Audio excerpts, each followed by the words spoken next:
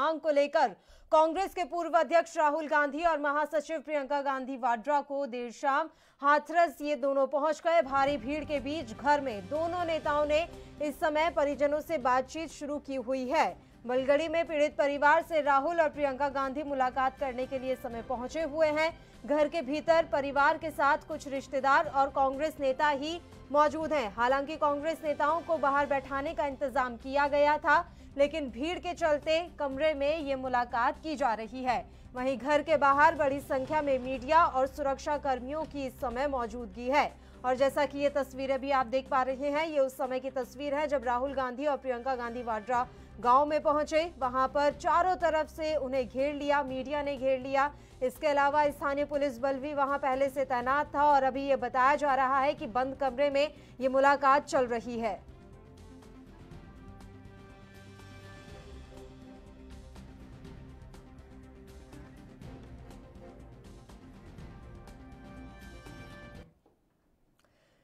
तो हाथरस में हैवानियत का शिकार हुई 19 साल की पीड़िता की अस्थियां चुनने के लिए उसका परिवार आज वहां पहुंचा, जहां प्रशासन ने आधी रात को पीड़िता का अंतिम संस्कार कर दिया था।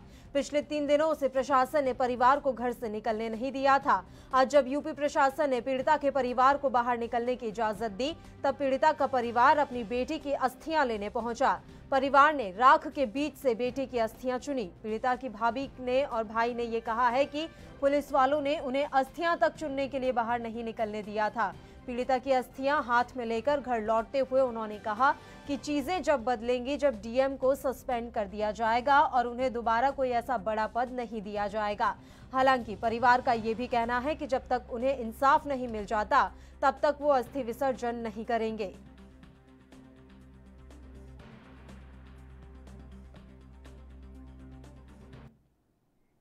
वहीं यूपी के अपर मुख्य सचिव अवनीश अवस्थी और डीजीपी एचसी अवस्थी ने शनिवार को दोपहर हाथरस पीड़ित परिवार से मुलाकात की।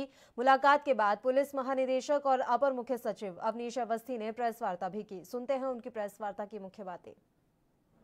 हमने उन्हें आश्वस्त किया है कि जो भी दोषी होगा उसके विरुद्ध कठोरतम कार्रवाई करेंगे, जो भी क्षमता में होगा कठोरतम कार्रवाई करेंगे। माननीय मुख्यमंत्री जी ने एक एसआईटी का गठन किया है। एसआईटी में स्वयं हमारे विभाग के गृह विभाग के सचिव श्री भगवान स्वरूप हैं, उसमें डीआईजी लेवल के ऑफिसर श्री चंद्र प्रकाश जी हैं, उसमें एक महिला अधिकारी कमांडेंट पीएसी आगरा की पूनम जी हैं। एसआईटी ने अपना काम शुरू कर दिया है और परिवार वालों के बयान कुछ हद तक ले लिए हैं। देखिए, एसआईटी बनाई गई थी और एसआईटी ने एक रिपोर्ट दी है। उस रिपोर्ट में कुछ चीज़ें थीं जिनको देख करके निर्णय लिया गया है। बस इतना ही मैं इस स्टेज पर कह सकता हूँ। इसके बारे में मैं कोई टिप्पणी नहीं कर सकता। ये स्थानीय स्तर के निर्णय हैं, इसमें मैं इस वक्त कुछ भी कहने की स्थिति। आज मुख्य निर्णय आप लोगों ने क्या लिया सुरक्षा, सम्मान और न्याय के लिए? परिवार ने अपनी जो आशंकाएं और चिंताएं हैं उससे हम लोगों को अवगत कराया है। हमने उस पर विचार किया है और उस पर यथापेक्षित निर्णय संबंधित अधिकारियों को सूचित कर दिए गए हैं और वो उसके हिसाब से कार्रवाई करें। और अवनीश अवस्थी और एचसी अवस्थी की पीड़ित परिवार से मुलाकात के बाद मृतक पीड़िता के भाइयों ने भी अपनी बहन के लिए न्याय की मांग की। इसके अलावा उन्होंने और क्या कुछ कहा है, सुनते हैं। हमने जो सवाल थे उनसे लिए गए, क्योंकि जो हमारे जो बहन के साथ जैसा हुआ है और दिन अगर रात में बॉडी जलाती है, हमें उसका सबको जवाब चाहिए। और जो हमारी जो बहन की जो बॉडी थी हमारी बहन की है या नहीं है, इस वो भी जवाब चाहिए हमें। मतलब काफ़ी सारे जवाब थे और हमने बोला है। सवाल आप लोगों के क्या है? उनके सवाल यही है कि आप इस तरीके से, जिस तरीके से वहाँ से हॉस्पिटल से बॉडी लाए थे, हमें नहीं बताया गया था। तो ये लोग बोलते हैं कि वहाँ धरना करने लगे थे। अगर धरना नहीं होता तो बात यहाँ न्याय तक नहीं पहुँचती। जैसे कि आपने देखा डीएम ने किस तरीके से बदसलूकी की है, वो हमें दबा देते हैं, हमें सारी हमारी आवाज़ दब जाती है यहीं पे। इतनी मीडिया ये आप लोगों की एक बात है। बाकी जाँच की जो प्रक्रिया है उसको लेकर आप लोग संतुष्ट हैं, सहमत हैं कि वो सही? हम अब संतुष्टि नहीं दे सकते सर, हम बता रहे हैं आपको, हम संतुष्टि नहीं देंगे जब तक हमें हमारे सवालों के जो जवाब दे देगा वो संतुष्टि। आपने कहा कि क्यों बिना इजाजत के दाह संस्कार? जी। बाकी सवालों पे सहमति है आप लोगों की? अब जी बताइए कौन सा बाकी हमारे जांच क्या सही दिशा में चल रही है, उससे संतुष्टि है? सर जांच करने वाले जाने, इस बारे में हमें कुछ नहीं पता। 2 दिन से हम घर में कैद हैं। और इन तमाम खबरों पर ज्यादा जानकारी के साथ हमारे संवाददाता पुनीत मोहन लखनऊ से इस समय फोन लाइन पर जुड़े हुए हैं। पुनीत, सबसे पहले तो मैं आपसे ये जानना चाहूंगी, राहुल गांधी और प्रियंका गांधी पहुंच चुके हैं हाथरस, मुलाकात की जा रही है, बंद कमरे में ये मुलाकात हो रही है। उन दोनों के अलावा और कौन से नेताओं को इजाजत दी गई है वहां तक जाने की? देखिए, सीधे तौर पर जिस तरीके से आज हाथरस के जिला प्रशासन ने धारा 144 को देखते हुए 5 लोगों को परमिशन दी थी, जिसमें राहुल गांधी हैं, प्रियंका गांधी हैं, अधीर रंजन हैं, वेणुगोपाल हैं और कांग्रेस के एक और वरिष्ठ नेता हैं, वो वहां पर पहुंचे हैं। हालांकि जब राहुल गांधी दिल्ली से चले थे तब उनके साथ एक कांग्रेसियों का हुजूम था, लेकिन डीएनडी बॉर्डर पर उनको रोका गया। हालांकि राहुल गांधी इस बात पर अड़े थे कि जो 35 सांसद 10 में पीछे हैं वो भी साथ जाएंगे, लेकिन कहीं ना कहीं उनको रोका गया। उसके बाद राहुल गांधी 5 लोगों को परमिशन दी गई, तो राहुल गांधी, प्रियंका गांधी और इनके साथ में 3 अन्य कांग्रेस के जो वरिष्ठ नेता हैं वो वहां पर पहुंचे। बंद कमरे में मुलाकात चली और जिस तरीके से 2 दिन पहले राहुल गांधी और प्रियंका गांधी जब हाथरस आने के लिए दिल्ली से निकले थे तो उनको यमुना एक्सप्रेस वे पर रोका गया था, जहां पुलिस और कांग्रेस के बीच में तीखी झड़प हुई थी, जिसमें राहुल गांधी जमीन पर भी गिर गए थे। लेकिन आज कहीं ना कहीं प्रशासन ने परमिशन दी है। इसके साथ ही अपर मुख्य सचिव गृह अवनीश अवस्थी ने साफ तौर पर कहा है कि जो भी जनप्रतिनिधि हाथरस आना चाहते हैं वो नियम का पालन करते हुए, यानी कि 5 लोग आकर के पीड़िता के परिवार से मिल सकते हैं, किसी तरह की कोई रोक टोक नहीं है। लेकिन सवाल यहाँ पर यह सबसे बड़ा उठता है कि आखिर 2 दिन विपक्ष मीडिया को भी रोक दिया गया। 2 दिन जब एसआईटी का गठन किया गया, एसआईटी की जांच करी गई, तो उसके पहले आज से ही आपने मीडिया की एंट्री बैन कर दी, घर को छावनी में तब्दील कर दिया, गांव को छावनी में तब्दील कर दिया, धारा 144 लगा दी। मनमाना रवैया रहा है जिस तरीके से जिला प्रशासन का रोल रहा है और जिस तरीके से वहां के पुलिस प्रशासन ने अभद्रता करी है। विशेष रूप से जो मीना एडीएम है, उन्होंने कांग्रेस के टीएमसी के जो सांसद थे उनके साथ धक्का मुक्की करी है, मीडिया के लोगों के साथ बदतमीजी करी है। कल जब एसआईटी ने 4 बजे शाम को मुख्यमंत्री की टेबल पर अपनी रिपोर्ट रखी है, उसके बाद कड़ी कार्रवाई करते हुए कुछ पुलिसकर्मियों को सस्पेंड कर दिया गया है। लेकिन अभी भी डीएम, एसडीएम और एडीएम, जिनका इस पूरे कांड में रोल कहीं ना कहीं पूर्णतः निगेटिव रहा है और जिस तरीके से, जिस अभद्र भाषा से उन्होंने बात करी है, अभी देखना होगा कि यूपी सरकार आगे इन पर क्या कार्रवाई करती है। जी बिल्कुल पुनीत, देखिए 2 से 3 दिन जिस तरह से पूरे गांव को इस छावनी में तब्दील करके रखा और खासकर पीड़िता के घर के बाहर भारी संख्या में पुलिस फोर्स तैनात थी, मीडिया की एंट्री नहीं थी, खुद पीड़िता के परिवारजनों को बाहर निकलने की अनुमति नहीं थी, क्या ये आशंका जताई जा सकती है कि इन 2 से 3 दिनों में तथ्य बदलने की पुरजोर कोशिश की गई प्रशासन की तरफ से? देखिए, बिल्कुल पल्लवी, आपकी बात एकदम सही है, क्योंकि जिस तरीके से रात में 2:30 बजे हिंदू रीति रिवाज के विरुद्ध अंतिम संस्कार किया गया। देखिए, हिंदू रीति रिवाज में सूरज ढलने के बाद में अंतिम संस्कार करने का कोई प्रावधान नहीं है। केवल वाराणसी एक ऐसी जगह है जहां रात में अंतिम संस्कार होते हैं, वाराणसी के एक घाट पर। लेकिन सीधे तौर पर आनंद फानंद में बॉडी वहां से लाई जाती है, परिजनों को देखने तक नहीं दिया जाता है और अंतिम संस्कार कर दिया जाता है। सवाल यहाँ पर यह उठता है कि आखिर पुलिस क्या छुपाना चाह रही थी? जिस तरीके से पुलिस के लोग अंतिम संस्कार जहां हो रहा था, बॉडी के पास खड़े होकर के हंस रहे थे, इस तरीके का अभद्र व्यवहार, अमर्यादित व्यवहार क्या मुख्यमंत्री को दिखाई नहीं देता है? सीधे तौर पे कहीं ना कहीं इन लोगों पर कठोर कार्रवाई करने की जरूरत है। दूसरी सबसे बड़ी बात कि जो भी पुलिसकर्मी मीडिया को या विपक्ष को रोक रहे थे, वो सीधे तौर पे कह रहे थे ऊपर से आदेश है। ऊपर से किसका आदेश है? सीधे तौर पर कहीं ना कहीं विपक्ष को या मीडिया को रोकना किसी कानून के तहत नहीं आता है। ऐसे में किस कारण मीडिया को और विपक्ष को रोका जा रहा था? एसआईटी का बहाना बनाया गया, जबकि परिजन कह रहे हैं कि एसआईटी की टीम जरूर उनके गांव में आई थी, लेकिन पीड़िता के घर तक गई नहीं। तो सीधे तौर पे एसआईटी ने वहां पर क्या जांच करी? अब जब 2 दिन बाद आप एंट्री बैन हटाते हैं, मीडिया को एंट्री देते हैं, विपक्ष को एंट्री देते हैं, तो सीधे तौर में 2 दिनों में आपने तथ्य छुपाने के पूरे काम किए हैं। कहीं ना कहीं विपक्ष भी इस बात को लेकर के सवाल खड़े कर रहा है कि आखिर रात में 2:30 बजे पोस्टमार्टम कराने की क्या जरूरत थी? क्योंकि अगर पीड़िता के परिजन चाहते तो पोस्टमार्टम दोबारा कराया जा सकता था। जैसे कि पहले पीड़िता का एक बयान आया था कि उसके साथ रेप हुआ है, लेकिन पोस्टमार्टम की जरूरत उठाई है, उसमें रेप की पुष्टि नहीं है और मामला फास्ट ट्रैक में चलाने को कहा जाता है। तो ऐसे कैसे मामला फास्ट ट्रैक में चलाया जाएगा जब धारा ही नहीं लगेगी रेप की? तो आखिर उनको कड़ी से कड़ी सजा कैसे मिल पाएगी? जी बिल्कुल। और इस बीच में पीड़िता की भाभी का चौंकाने वाला बयान, भाई का चौंकाने वाला बयान कि हो सकता है कि वो हमारी बहन का शव हो ही ना, ये बड़ी बात उन दोनों की तरफ से कही जा रही है। और आज जब एचसी अवस्थी और अवनीश अवस्थी पहुंचे तो ये बताया जा रहा है कि परिवारजनों की तरफ से ये सवाल रखा गया है कि आप कैसे कह सकते हैं कि वो मेरी बहन का ही शव था? क्या ऐसी भी कोई संभावना जताई जा सकती है पुनीत? क्योंकि शव देखने नहीं दिया गया, अंतिम एक तरीके से दर्शन तक नहीं करने दिए गए कि परिवारजन अपनी बेटी को देख ले, अपनी बहन को देख ले, तो ऐसे में कैसे विश्वास दिलाएंगे परिवारजनों को कि वाकई में वो उनकी बेटी का, उनकी बहन का ही शव था?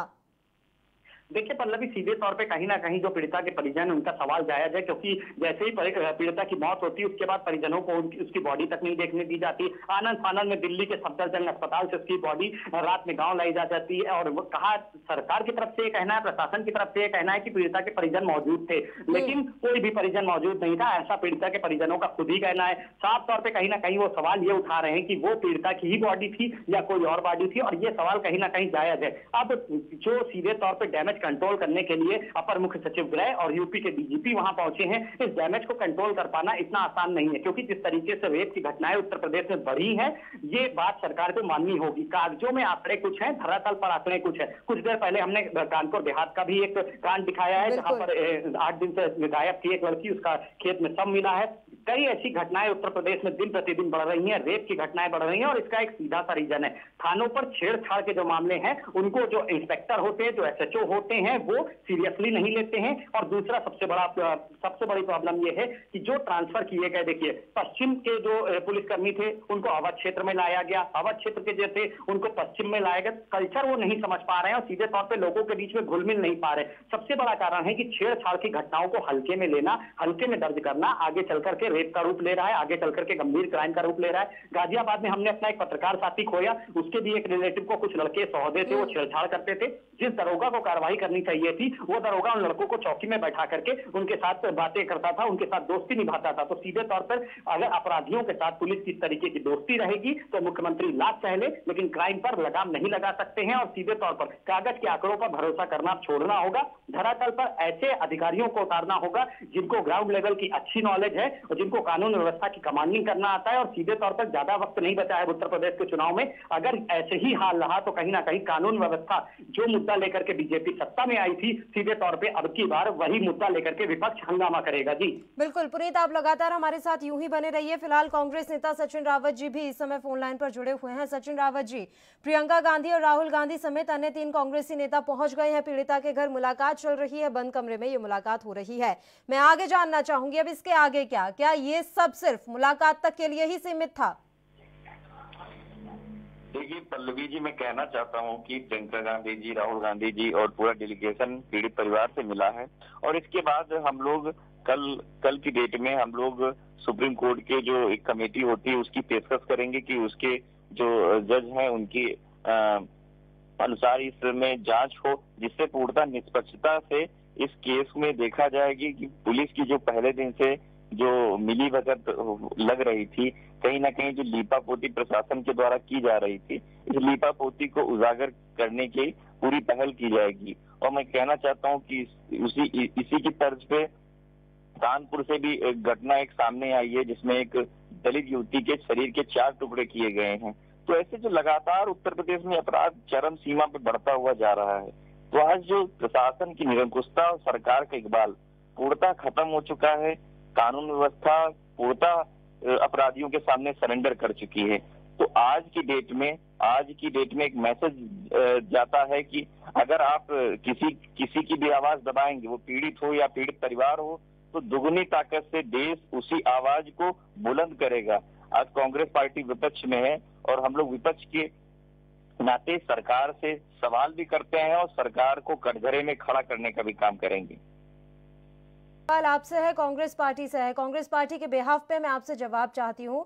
योगी सरकार के कार्यकाल में सोनभद्र कांड हुआ था, प्रियंका गांधी जाना चाह रही थी, मिलने के लिए नहीं जाने दिया गया, रास्ते में रोक लिया गया, खूब तमाशा हुआ, 1 महीने तक जमकर शोर हुआ। उसके बाद मामला ठंडे बस्ते में चला गया। खुद प्रियंका गांधी ने उस मसले पर आवाज नहीं उठाई, बस उस समय माहौल अपने पक्ष में कर लिया। कहीं इस केस के साथ भी तो ऐसा ही नहीं करना चाहती कांग्रेस? देखिए पल्लवी जी, मैं बताना चाहूंगा कि सोनभद्र की जो घटना हुई उसमें प्रियंका गांधी जी गई, उनको डिटेन करने की कोशिश की, उनको रोक दिया गया। उसके बाद पीड़ित परिवार को आना पड़ा, सरकार को मिलाना पड़ा पीड़ित परिवार को। उसके बाद में जो उन्होंने धनराशि सरकार ने दी थी उस परिवार को, उसमें धनराशि उन्होंने बढ़ाई और पीड़ित परिवार के कुछ सदस्यों को उन्होंने नौकरी में भी जगह दी। तो मैं कहना चाहूंगा कि जब किसी के साथ अन्याय होगा, आदरणीय प्रियंका गांधी जी लगातार मजबूती के साथ उसके साथ खड़ी होंगी। आज हाथरस की बेटी के साथ अन्याय हुआ, कांग्रेस पार्टी, प्रियंका गांधी, राहुल गांधी जी खड़े हुए। तो ऐसे जहां जहां पे भी अपराध होगा, जहां जहां भी किसी को न्याय नहीं मिलेगा, कांग्रेस पार्टी सड़क से लेकर के सदन तक हर मुद्दे पर लड़ेगी। ठीक है, बिल्कुल यही उम्मीद करते हैं कि विपक्ष की पूरी भूमिका निभाएं आप। बहुत बहुत शुक्रिया सचिन जी, आप हमारे साथ जुड़े तमाम चर्चा के लिए। तो ये तस्वीरें भी हमने आप तक पहुंचाई हैं और ये मुलाकात अभी फिलहाल चल रही है। राहुल गांधी, प्रियंका गांधी के अलावा 3 अन्य कांग्रेसी नेता हैं जो इस समय बंद कमरे में मुलाकात कर रहे हैं। फिलहाल एक छोटे से ब्रेक के लिए हम यहाँ रुक रहे हैं, फौरन हाजिर होंगे।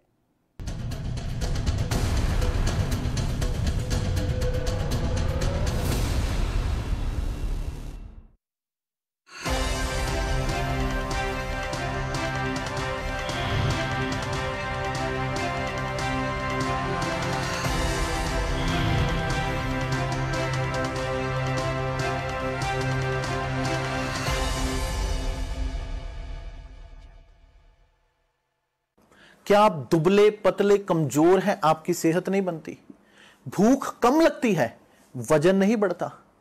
दरअसल मेन बात खाना पीना खाना नहीं है, मेन बात है खाया पिया लगना।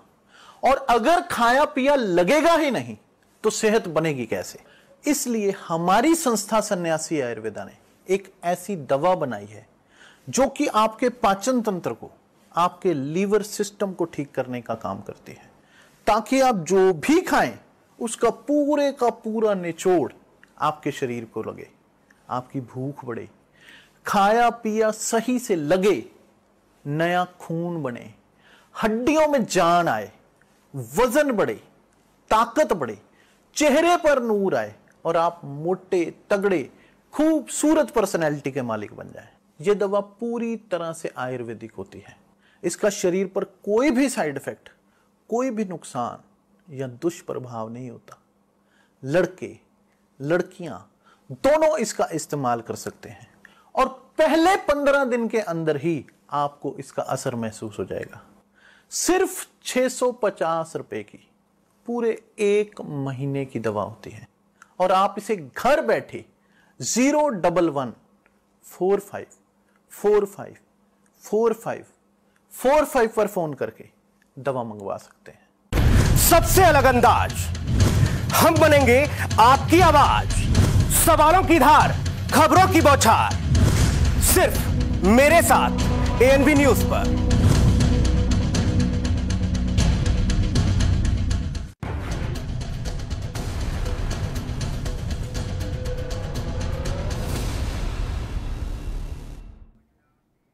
ब्रेक के बाद एक बार फिर से आप सभी का स्वागत है और इस वक्त की बड़ी खबर से आपको रूबरू करवा देते हैं। हाथरस में इस समय राहुल गांधी और प्रियंका गांधी हैं और वो पीड़िता के परिवार से मुलाकात कर रहे हैं। ये अहम खबर एएनबी न्यूज आप तक पहुंचा रहा है। प्रियंका गांधी ने पीड़िता की मां को गले लगाकर सांत्वना दी है। गैंगरेप पीड़िता के परिवार से बात कर रहे हैं राहुल गांधी।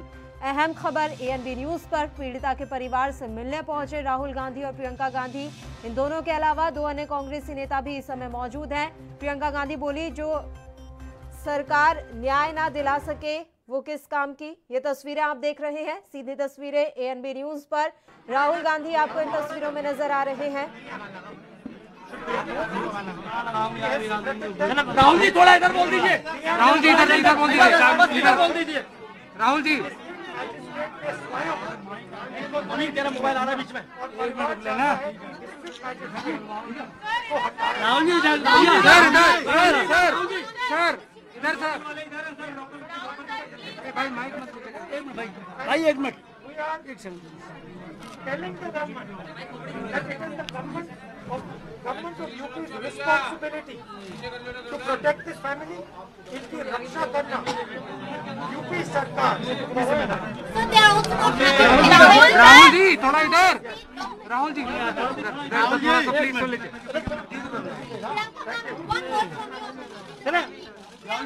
राहुल जी प्लीज थोड़ा सा इधर, थोड़ा भैया उधर, थोड़ा भैया पीछे। राहुल जी, राहुल जी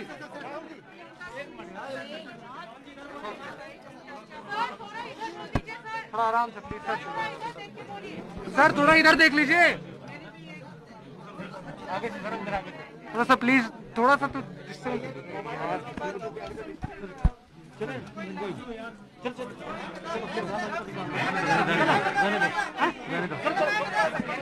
राहुल जी, राहुल जी राहुल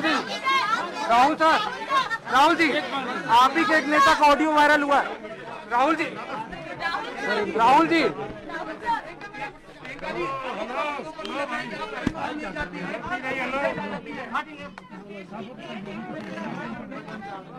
राहुल जी थोड़ा इधर भी देख लीजिए।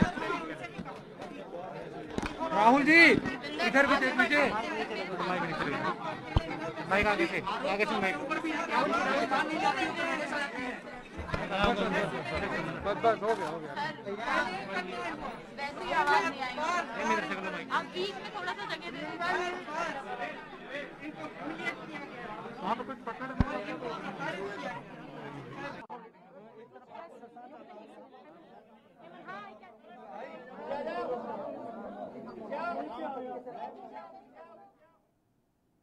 तो ये तस्वीरें हम आप तक पहुंचा रहे हैं। राहुल गांधी और प्रियंका गांधी परिवार से मुलाकात कर चुके हैं और जैसे ही वे बाहर निकले कमरे से, मीडिया ने उन्हें चारों तरफ से इस समय घेर लिया है। तमाम सवाल जवाब हो रहे हैं और आप देख सकते हैं तस्वीरों में प्रियंका गांधी।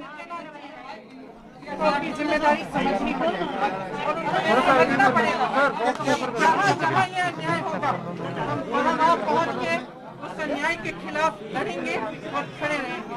और जब तक न्याय नहीं होगा तो न वो हमें रोक सकते हैं और न कोई और हमें रोक पाए। और आखिरी बात, राहुल जी इनको धमका कर इनसे कागज साइन करवाएंगे। योगी जी को समझना चाहिए। धमका कर कागज साइन करवाना चाहते हैं। कोई फर्क नहीं पड़ेगा। पीछे आएगा कोई शक्ति इनकी आवाज को नहीं दबा सकती। राहुल जी आप और बीजेपी के सब कार्यकर्ताओं को समझना पड़ेगा। हिंदुस्तान के हर नागरिक की आवाज है।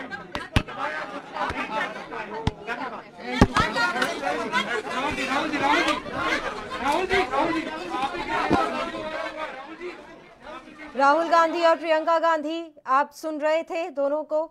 राहुल गांधी ने बड़ा बयान यहां पर दिया है। सीधी तस्वीरें एनबी न्यूज आप तक पहुंचा रहा है। पीड़ित परिवार से मुलाकात करके बाहर निकले हैं राहुल गांधी और प्रियंका गांधी और मीडिया के तमाम सवालों का जवाब देते टाइम राहुल गांधी ने ये बात कही है कि इनको डरा धमकाकर पेपर पर साइन लिए गए हैं। बड़ी बात यहां राहुल गांधी कहते हुए नजर आए। इसके अलावा प्रियंका गांधी ने कहा है कि जब तक न्याय नहीं मिल जाता तब तक हमारी लड़ाई यूं ही जारी रहेगी। योगी सरकार को अपनी जिम्मेदारी समझनी होगी। तमाम बातें राहुल गांधी और प्रियंका गांधी की तरफ से कही गई हैं। राहुल गांधी ने यहां बड़ा बयान दिया है और आरोप भी लगाया है कि डरा धमका कर पेपर साइन करवाए गए हैं। और ये तस्वीरें आप देख रहे हैं। अब पीड़िता के घर से बाहर निकलते हुए राहुल गांधी और प्रियंका गांधी मुलाकात कर चुके हैं और शायद अब यहां से वापस दिल्ली के लिए ये रवानगी हो रही है। ये तस्वीरें एनबी न्यूज आप तक पहुंचा रहा है। भारी संख्या में स्थानीय पुलिस बल वहां पर मौजूद है। सुरक्षा व्यवस्था कड़ी है, जैसा कि आप तस्वीरों में भी देख सकते हैं। मीडिया को पास नहीं जाने दिया जा रहा है। सुरक्षा व्यवस्था के मद्देनजर तमाम तैयारियां पहले से ही मुस्तैद थी और ये तस्वीरें उसी का गवाह हैं कि किस तरह से सुरक्षा व्यवस्था यहां पर कड़ी की हुई है। हमारे संवाददाता पुनीत मोहन लगातार फोन लाइन पर जुड़े हुए हैं। पुनीत, राहुल गांधी का बयान हम सुन रहे थे। उन्होंने कहा है कि पीड़िता के परिवारजनों को डरा धमकाकर पेपर पर साइन लिया गया है। बड़ा बयान उन्होंने दिया और बड़ा आरोप लगाया है। देखिए पल्लवी, सीधे तौर पे जिस तरीके से पीड़िता के जो परिजन है वो लगातार आरोप लगा रहे थे कि जो डीएम हाथरस है वो उनके ऊपर दबाव बना रहे हैं। एक वीडियो भी सोशल मीडिया पर वायरल हुआ था, घर के ही किसी सदस्य ने बनाया था, जिसमें वो साफ तौर पे कहते हुए नजर आ रहे थे डीएम की मीडिया आज और जिस तरीके से मुख्यमंत्री से बात करने के लिए वीडियो कॉन्फ्रेंसिंग के माध्यम से पीड़िता के जो पिता हैं वो घर से निकले थे और काफी देर बाद भी वो नहीं लौटे थे, तो कहीं ना कहीं एक बड़े सवाल खड़े हो रहे थे। ऐसे में जब आज राहुल गांधी और प्रियंका गांधी की पीड़िता के परिजनों से मुलाकात हुई है तो कई बातें उन्होंने उनको बताई है। अब एसआईटी की भी जांच पर गंभीर सवाल उठते हैं कि आखिर एसआईटी कर क्या रही है। कल एक रिपोर्ट आपने लगाई है, लापरवाहियों जो दोषी थे उनके ऊपर कार्रवाई करी गई, लेकिन डीएम के ऊपर कार्रवाई क्यों नहीं, एडीएम के ऊपर कार्रवाई क्यों नहीं, एसडीएम के ऊपर कार्रवाई क्यों नहीं, जिन्होंने आपकी सरकार की भद्द पिटवाजी उनके ऊपर कार्रवाई क्यों नहीं करी जा रही है। डीएम की भूमिका शुरू से संदिग्ध रही है। पूरे मामले में तानाशाही भरा रवैया है। अगर ऐसे अधिकारियों के हाथ में कमान दी जाएगी तो कहीं ना कहीं सरकार का नाम खराब हो गई। सीधे तौर पर सीबीआई जांच की मांग परिजन कर रहे हैं। यूपी पुलिस पर उनका भरोसा नहीं है, लेकिन आज यूपी सरकार के दो बड़े अधिकारी जो वहां पर गए थे उन्होंने आश्वासन दिया है, विश्वास दिलाया है कि हम बिल्कुल सही न्याय कराएंगे जल्द से जल्द न्याय कराएंगे। लेकिन कहीं ना कहीं परिजनों ने जो ये हालात झेले हैं 2 से 3 दिनों में, उनके मन में एक डर बना हुआ है और जिस तरीके से डीएम का व्यवहार पीड़िता के परिजनों के प्रति रहा है वो काफी रूखा रहा है, जिसके चलते कहीं ना कहीं उनके मन में नाराजगी भी है। और आज जब राहुल गांधी गए हैं तो उनसे उनकी बातचीत हुई है और अब राहुल गांधी सीधे इस तरफ कह रहे हैं कि पीड़िता के जो परिजन है उनसे कागज पर साइन कराया गया है। तो कहीं ना कहीं ये जांच का विषय है और योगी सरकार को चाहिए कि इस जांच को या तो सीबीआई जांच की कराई जाए या फिर जो राहुल गांधी आरोप लगा रहे हैं इसकी जांच कराई जाए। जी बिल्कुल, अब देखिए मुलाकात की परमिशन तो दे दी और मुलाकात भी हो गई है, लेकिन ये योगी सरकार के लिए ही अब बड़ी मुसीबत का सबब बनने जा रहा है, क्योंकि राहुल गांधी और प्रियंका गांधी अब एक के बाद एक तमाम आरोप लगाएंगे, तमाम खुलासे करेंगे। जो कुछ भी बातचीत हुई है वो बातचीत का अंश जब उनके द्वारा बताया जाएगा तो योगी सरकार के लिए ही मुश्किलें खड़ी होने वाली है। पुनीत, आप बिल्कुल देखिए जिस तरीके से विपक्षी दल वहां पर मिलने गए हैं, विपक्षी दलों के नेता मिलने गए हैं, कल समाजवादी पार्टी का भी एक डेलीगेशन वहां पर मिलने जाएगा। ऐसे में जो परिजन हैं उनके साथ जो गुजरी है वो अपनी बात बताएंगे और दूसरी ओर सरकार को 12 अक्टूबर को कोर्ट में गवाही देनी, कोर्ट में इस मामले में खड़ा होना है, जिसमें एडीजी लॉ एंड ऑर्डर से लेकर के अपर मुख्य सचिव गृह से लेकर के डीजीपी और यहाँ तक कि वहां के डीएम और एसपी तक शामिल है। तो कहीं ना कहीं कागजी कार्रवाई जो है वो खासा मजबूत करी जा रही है, क्योंकि कोर्ट के सामने कागज प्रस्तुत करने। ऐसे में अगर राहुल गांधी ये बात कह रहे हैं कि पीड़िता के जो परिजन हैं उनसे जबरदस्ती किसी कागज पर साइन कराया गया है तो ये जांच का विषय है, क्योंकि कहीं ना कहीं अपने दामन को बचाने के लिए पुलिस कोर्ट को जवाब देने के लिए इस कार्रवाई को कर सकती है। जैसे रात में 2:30 बजे अंतिम संस्कार किया गया, उस पर सवाल खड़े हो रहे थे। ऐसे में सीधे तौर पर योगी सरकार को इस मामले को संज्ञान में लेना चाहिए और एक उच्च स्तरीय अधिकारी से इसकी जांच करानी चाहिए। जी बहुत बहुत शुक्रिया पुनीत, तमाम जानकारी हम तक पहुंचाने के लिए। तो सीधी तस्वीरें एएनबी न्यूज लगातार आप तक पहुंचा रहा है। राहुल गांधी और प्रियंका गांधी की रवानगी हो रही है। गांव में पहुंचे हुए थे राहुल गांधी प्रियंका गांधी, मुलाकात खत्म हो चुकी है और मीडिया से भी बात की है थोड़ी देर के लिए दोनों नेताओं ने, लेकिन अब रवानगी है। आप तस्वीरें देख सकते हैं, काफिला इस समय राहुल गांधी और प्रियंका गांधी का, हालांकि मीडिया काफी इस समय घेरे हुए है नेताओं को, नेताओं की कार। राहुल गांधी प्रियंका गांधी कार में सवार हो चुके हैं, लेकिन मीडिया पुरजोर कोशिश में है कि कोई एक बयान दे दिया जाए उनकी तरफ से और इसके लिए तमाम कोशिशें की जा रही हैं। हालांकि उन्होंने बयान भी दिया है और एक आरोप तक सरकार पर लगा दिया। तो बताइए प्रियंका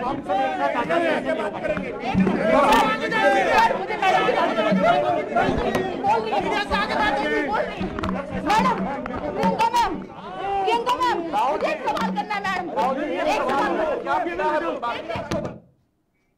तो तमाम तस्वीरें एएनबी न्यूज ने आप तक पहुंचाई हैं। फिलहाल राहुल गांधी और प्रियंका गांधी घर से निकल चुके हैं और वापस रवानगी के लिए इस समय कार में बैठे हुए हैं। फिलहाल राष्ट्रधर में इतना ही, मुझे दीजिए इजाजत। देश प्रदेश के तमाम ताजा और अहम खबरों के लिए आप देखते रहिए एएनबी न्यूज। नमस्कार।